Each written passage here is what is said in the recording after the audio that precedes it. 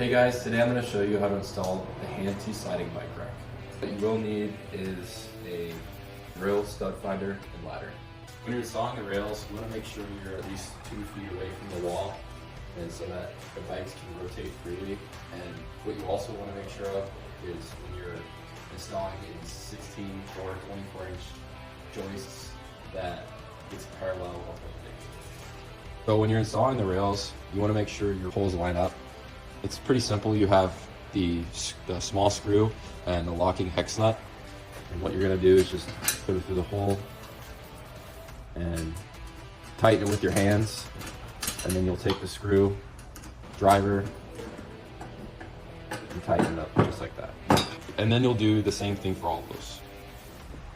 Once you've connected your rails, you'll want to find your ceiling joists and you want to pre-drill them before you install them.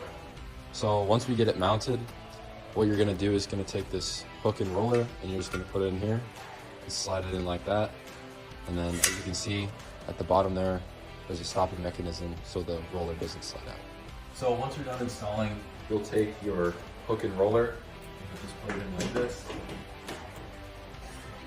And then you'll take your safety bolt, screw it on.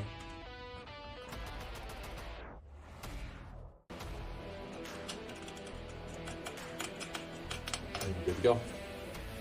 Now that I have the rails mounted, I'm just gonna put my bike on this hook that I've placed. And you can turn it 360 degrees. This. And just slide it in place with the other bikes. So I only have 4 bikes, and what you can do is you can store just about anything you want. Put it up on the hook.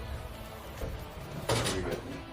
The HandT Sliding Bike Rack has helped me unlock so much garage space and makes anything that I want to put on or take off so much easier.